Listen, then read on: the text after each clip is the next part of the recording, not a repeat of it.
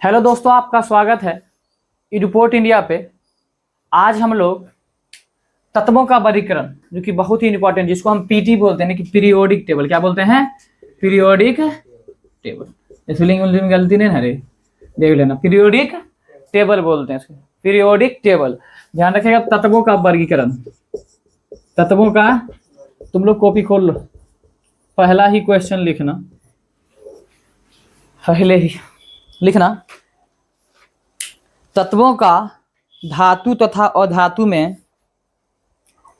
तत्वों का धातु तथा अधातु में, तत्वों का धातु तथा अधातु में सर्वप्रथम वर्गीकरण किसने किया था? तत्वों का धातु तथा अधातु में सर्वप्रथम वर्गीकरण किसने किया था? तत्वों का धातु तथा अधातु में सर्वप्रथम वर्गीकरण किसने किया था? तत्वों का धातु तथा अधातु में सर्वप्रथम वर्गीकरण किसने किया था? सर्वप्रथम वर्गीकरण किसने किया था? लिखना, लवाजे, लवाजे लिख ले। सर्वप्रथम यही शुरुआत की थी तत्वों के वर्गीकरण करने की, ठीक, जो कि तुम्हारे बुक में भी दिया गया है। ध्यान रखना, कभी कभी तुमको इनके नाम पे ही लेवोजियर दे देगा। क्या दे देगा? बोल रहे हैं, ध्यान रखना इन चीजों को, ठीक।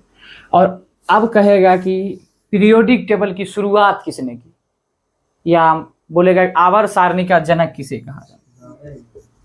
ध्यान दे, आवर्त सारणी का जनक किसे कहा जाता है? देखो, डोबेनिनर जो थे, न्यूलैंड जो थे, ये सब आवर्त सारणी की जानकारी थोड़े दे रहे, इस तत्वों को वर्गीकरण कर। लेकिन आवर्त सारणी का जनक बोलेगा, क्या जाएगा?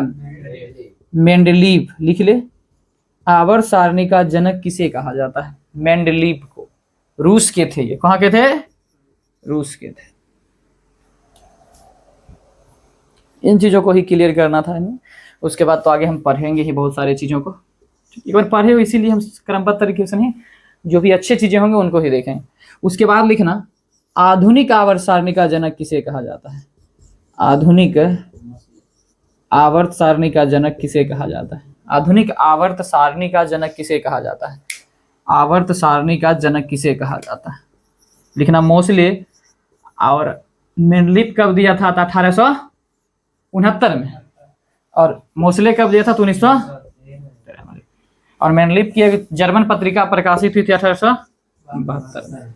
इन सब चीजों को ध्यान रखना बहुत ही ज्यादा जरूरी है। और मेंडलीव के समय कितना तत्व ज्ञात था? 63 तत्व।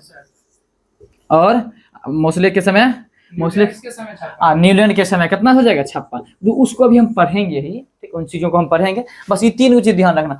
धातु धातु में सर्वप्रथम वर्गीकरण की शुरुआत किसने की थी? लब्भाजे। आवर्त सारणी का जनक किसे कहा जाता है? मेंडलीव को। आधुनिक आवर्त सारणी का जनक किसे कहा जाता है? अब बोलेगा त्रिक नियम किसने दिया? डोबेनिनर। अष्टक नियम किसने दिया? अष्टक के नियम जो दिए थे न्यूलैंड, कहाँ के थे? इंग्लैंड के थे। कहाँ के थे? इंग्लैंड के। ई कहाँ का था रे? कौन सी कहते हैं इसको? त्रिक। त्रिक त्रिक नियम जो थे डोबेनिनर कहाँ के थे? जर्मन के थे, ठीक। जो भी हो, ठीक, इन सब चीजों को देख लोगे ना, इनसे सब लिखाए हुए हैं। एक नया क्वेश्चन ही पूछा हुआ क्वेश्चन है, ठीक। पहला क्वेश्चन या दूसरा क्वेश्चन ही जब पीडीएफ तुम लोग को भेजे थे तो उसमें था ना, ठीक। अब शुरू करते हैं हम चीजों को, ठीक। हम क्रमबद्ध तरीके से एक बार रिवीजन कर लेते हैं। चलो,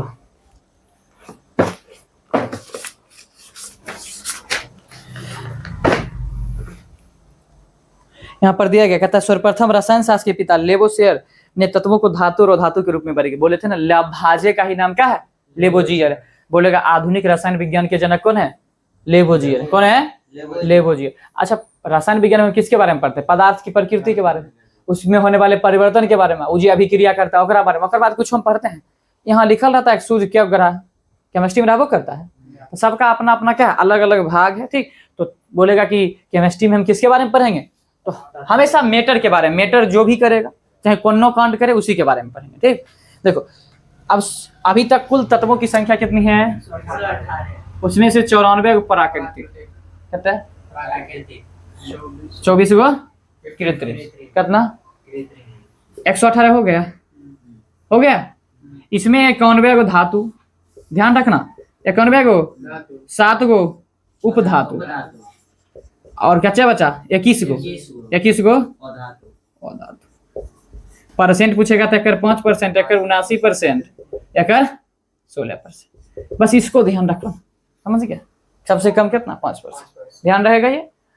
118 तत्व के क्या है ज्ञात, ठीक है। उसमें 94 प्राकृतिक रूप से, 24 गो कृत्रिम रूप से, कुल मिला के 118, ध्यान रहेगा ये सब, ठीक। उसके बाद देखो कहता है डोबेरिनर का त्रिक नियम, डोबेरिनर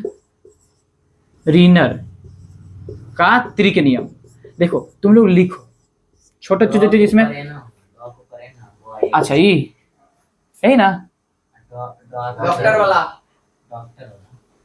अच्छा ले अब सही है ना, ठीक कोई बात नहीं। डोबेरिनर का त्रिक नियम, जिसको हम टायर्ड नियम के नाम से भी बोल देगा, टायर्ड, क्या बोलेगा टायर्ड। इसमें हम उदाहरण ही देंगे तुमको। एकर मतलब कहता क्या है, एकर मतलब तुम लोग जानते हो ना कि दो तत्व लेंगे। देखो जैसे लेते हैं कैल्शियम, छोटा छोटा लें कि जो तुमको याद हो, लो लिथियम, सोडियम और पोटेशियम। लिथियम, सोडियम और दिख रहा है देखो उसमें, ठीक। लिथियम, सोडियम और पोटेशियम। देखो चीजों को देखते हैं, लिथियम का कितना होता है द्रव्यमान संख्या, बताओ। लिथियम का द्रव्यमान संख्या 7 होगा, सोडियम का 23, पोटेशियम का कितना 40 होता है, ठीक है। लेकिन यहाँ पर 39, 40 लेंगे तो कोई दिक्कत नहीं है, 40 ही लेना है हमको, लेकिन प्राथमिक देने होगा 39, ठीक। दोनों लेंगे तो 39 पॉइंट कुछ होता है, क्या होता है 39 पॉइंट कुछ होता है, इसीलिए क्या माना लिया जाता है 40 मान लिया जाता है। देखो अब एकरा जोड़ो, क्या कहता है दो तत्व को जोड़ के बिचला तत्व आधा करेंगे तब आना चाहिए 47, कितना 47 हुआ रे, 47/2 कितना होगा 23 दूना 46 होता है, 23 पॉइंट कुछ होगा, 23 पॉइंट कुछ होगा ना, इसीलिए हम इसको 40 लिए, क्या लिए ना। तो ध्यान रखना 47 हो गया, और नया 39 लेंगे कितना हो जाएगा 46 हो जाएगा, 39 लेंगे कितना होगा 46, 23 आया ना। डोबेरिनर का त्रिक नियम यही कहता है कि दो तत्व, यहाँ पर देखो है ना, डोबेरिनर में तत्वों के गुण तथा उसके परमाणु तरमान के बीच का संबंध अध्ययन गुण वाले को 3 समूह में वर्गीकृत किया। 3 समूह ने 3 ग्रुप दिया था, क्या दिया था, और में 3 गो तत्व लेना था, 3 गो तत्व ले रहा था, और दोनों को लास्ट वाला क्या कर रहा था द्रव्यमान संख्या को जोड़ के बिचला प्राप्त करना था। ऐसा क्या गुण था, ठीक। 3 ग्रुप, हम तीनों ग्रुप लिख लो, ये पहला ग्रुप लिखो, फर्स्ट ग्रुप डोबेरिनर का 3 नियम, 3 ग्रुप था, lithium, sodium, potassium, lithium, sodium, potassium.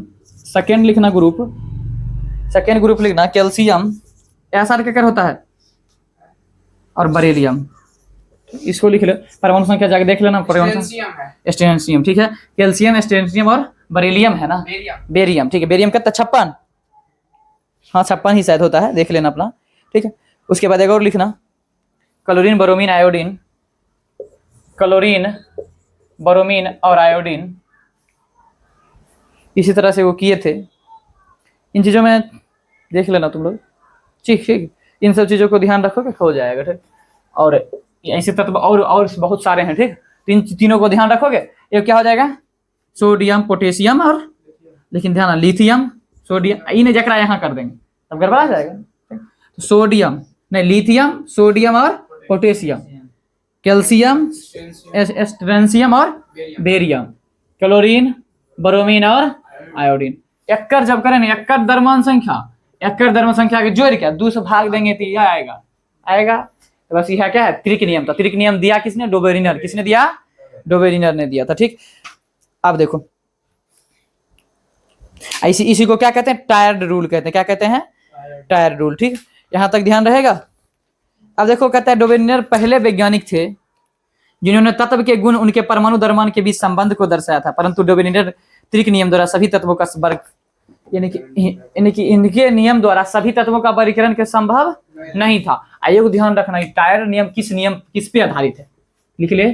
Tired यानी कि त्रिक नियम किस पर आधारित है, तो लिखना परमाणु द्रव्यमान पर। टायर्ड नियम किस पर आधारित है, शॉर्ट नोट्स हो गया तो, ठीक, शॉर्ट नोट्स, ठीक। टायर्ड नियम किस पर आधारित है, परमाणु द्रव्यमान पर, परमाणु द्रव्यमान पर, परमाणु द्रव्यमान पर। टायर्ड नियम किस पर आधारित है? परमाणु द्रव्यमान पर। आजा आजा। टायर्ड नियम किस पर आधारित है? परमाणु द्रव्यमान पर। टायर्ड नियम किस पर आधारित है? परमाणु द्रव्यमान पर। परमाणु द्रव्यमान पर ध्यान दे, फिर से एक बार करते हैं, ठीक। इसमें देखो इस भी कुछ और दिया रहेगा। क्या दिया रहेगा?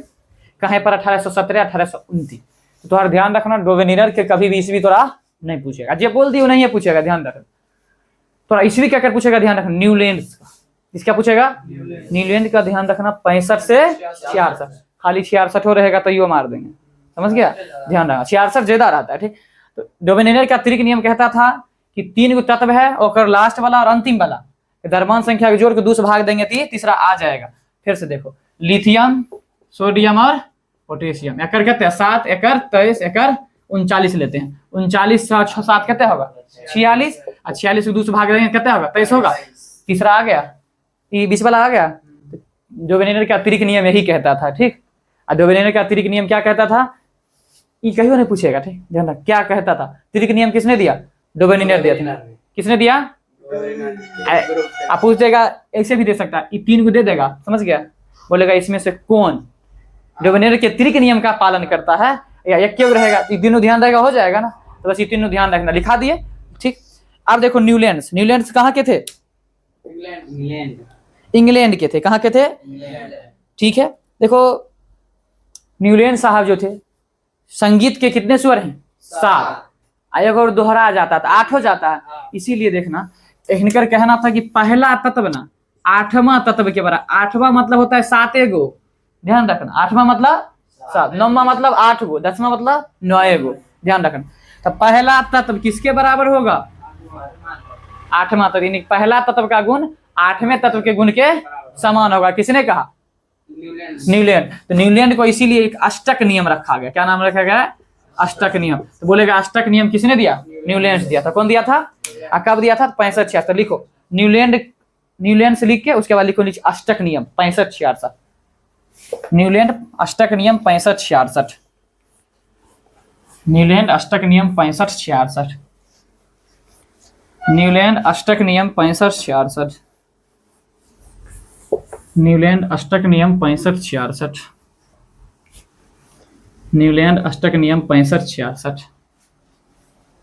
न्यूलैंड अष्टक नियम 65 66। न्यूलैंड अष्टक नियम 65 66।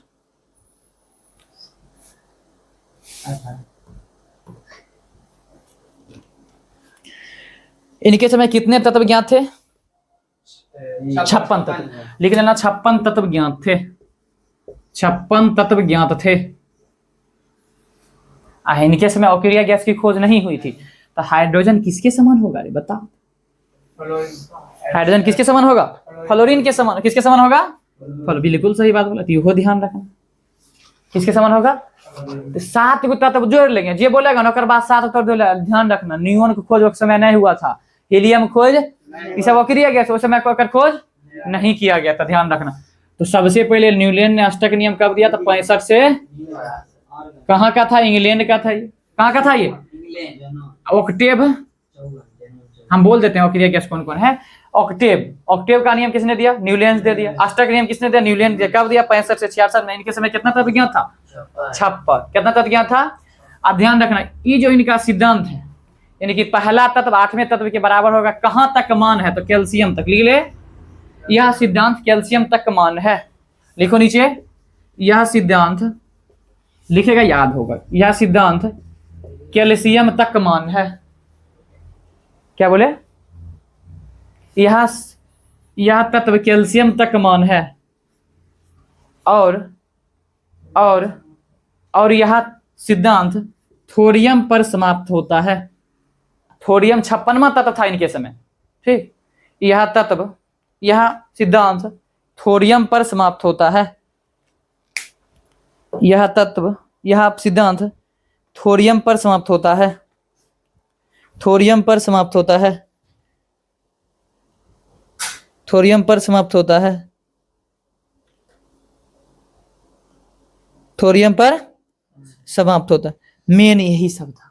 देखो न्यूलैंड के समय कितना तत्व ज्ञात? 56 तत्व ज्ञात। कब दिया था? 65-66 में। कौन सिद्धांत? ऑक्टेव का सिद्धांत।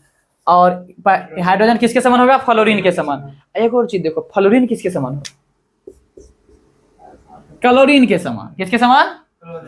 फ्लोरीन किसके समान? यो ध्यान, यो लिख ले, वहीं पे लिख ले। फ्लोरीन किसके समान होगा? क्लोरीन के समान। गिन के देख लोगे। इनके समय 56 तत्व ज्ञात थे। इनका सिद्धांत कहां तक मान था? 20 तक मान था, यानी कि कैल्शियम तक ही मान था। कहां पर समाप्त? थोरियम पर क्या हो गया था? इनका समाप्त हो गया था। इन्होंने थे कहां के? इंग्लैंड के थे। कहां के थे? अब एक लास्ट लिखना है इनमें, अष्टक का नियम किस पर आधारित है? अष्टक का नियम किस पर आधारित है?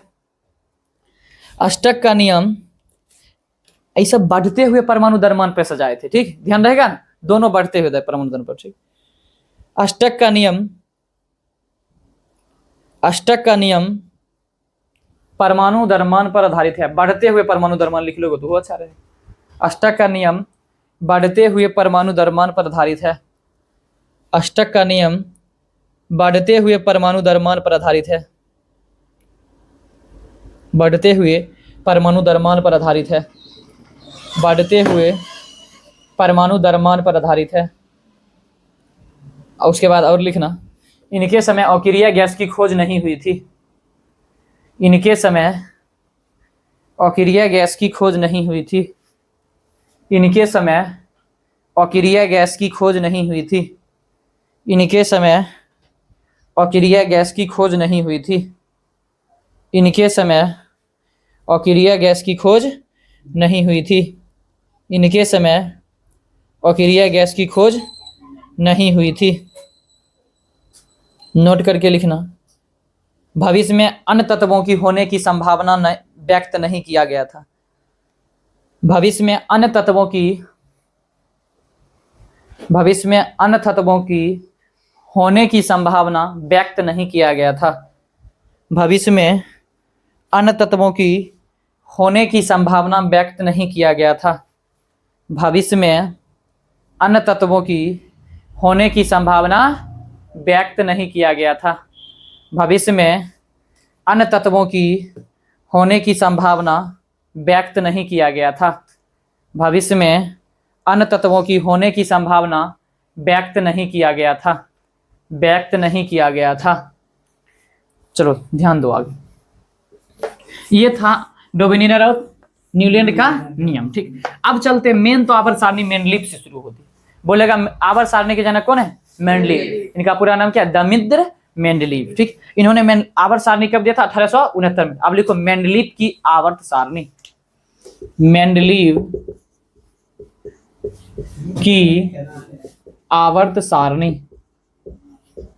मेंडलीव की आवर्त सारणी। बहुत जल्द इसको खत्म करके चौथा चैप्टर पे आएंगे। मेंडलीव की आवर्त सारणी।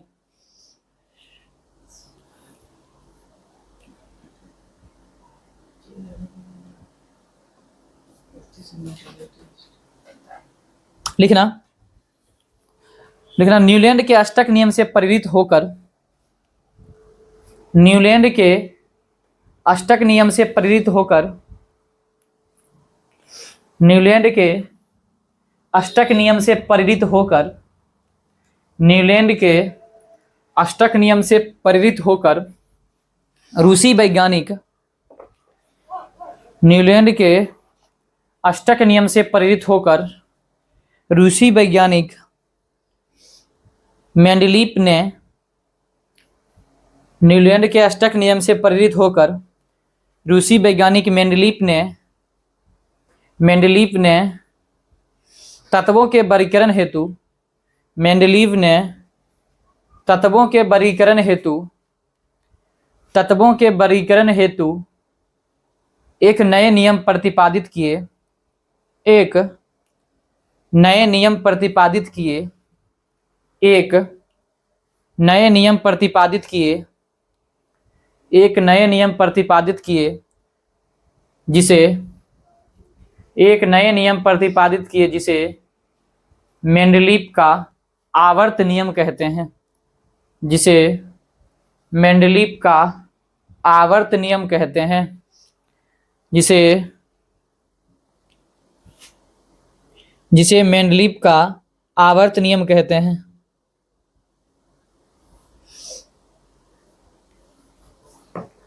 लिखना पैराग्राफ छोड़ के। मेंडलीव का आवर्त नियम निम्न है।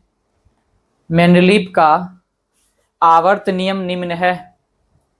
मेंडलीव का आवर्त नियम निम्न है। मेंडलीव का आवर्त नियम निम्न है। मेंडलीव का आवर्त नियम निम्न है। लिखना तत्वों के भौतिक एवं रासायनिक गुण। पहला पॉइंट, तत्वों के भौतिक एवं रासायनिक गुण। तत्वों के भौतिक एवं रासायनिक गुण। भौतिक एवं रासायनिक गुण उसके परमाणु द्रव्यमान के।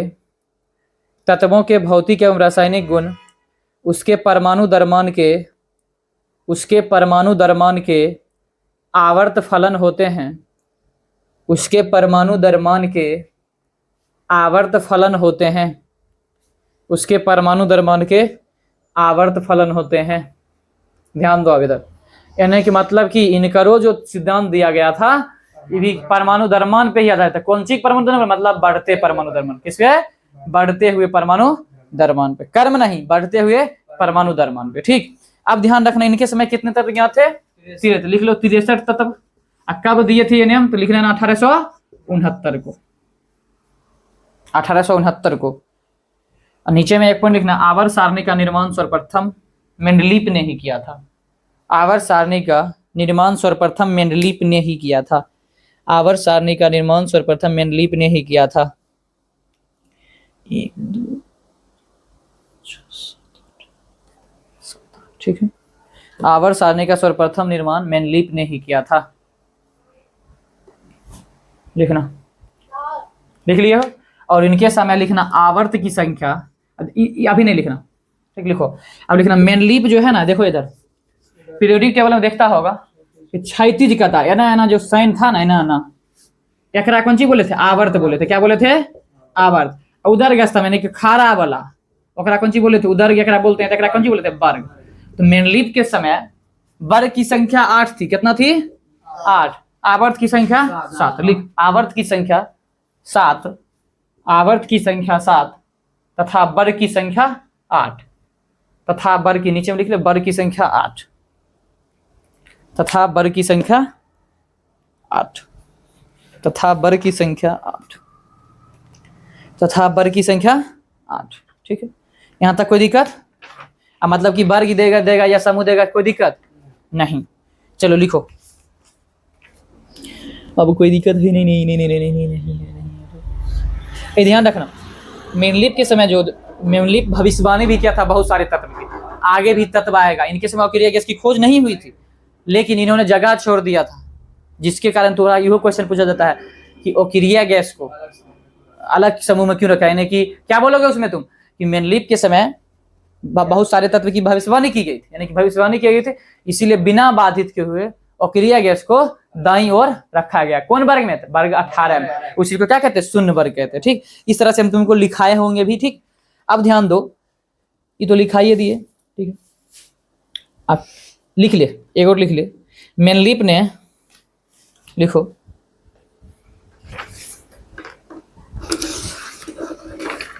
लिखना, मेंडलीव ने मेंडलीव ने मेंडलीव ने मेंडलीव ने वर्ग 1 से वर्ग 7 तक,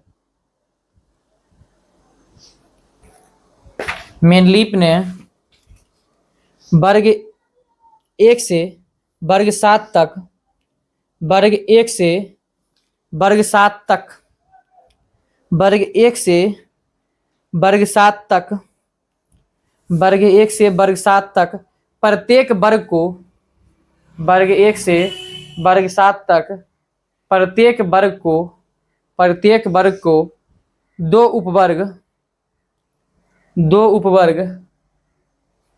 उपवर्ग ए तथा बी में बांटा।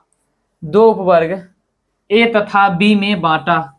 दो उपवर्ग ए तथा बी में बांटा। दो उपवर्ग ए तथा बी में बांटा, दो उपवर्ग ए तथा बी में बांटा कितना, 25। कोई बात, दो उपवर्ग ए तथा बी में बांटा, इसी में लिखना, जल्दी लिखना।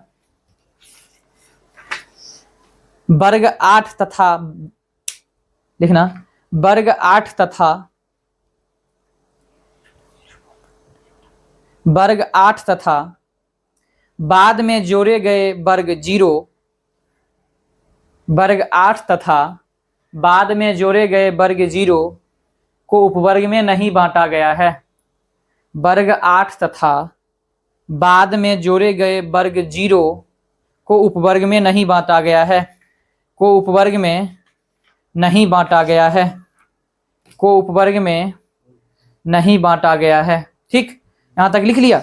मेंडलीव के बारे में इतना था, उसके बाद इन चीज़ों को फिर बहुत कुछ लिखाना भी है। ठीक, 5 मिनट में हो जाएगा। टाइमिंग देखो कितना है, 31 मिनट का ही था ना, 26 हो गया। 4 मिनट में लिख लेते हैं, कुछ चीज़ें लिख लेते हैं। लिखो जल्दी, सबसे पहले लिखना। कुछ चीज़ें हैं जिनको याद रखना जरूरी है तो हम उसको लिखा देते हैं। ठीक, वर्ग के बारे में लिखो।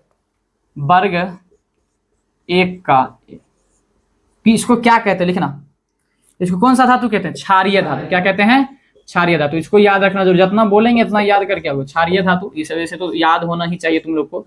दूसरा लिखना वर्ग 2 यानी कि बी, 1 का बी लिखना। क्षारीय मृदा धातु इसको नहीं कहते हैं, क्षारीय मृदा धातु, क्षारीय मृदा धातु।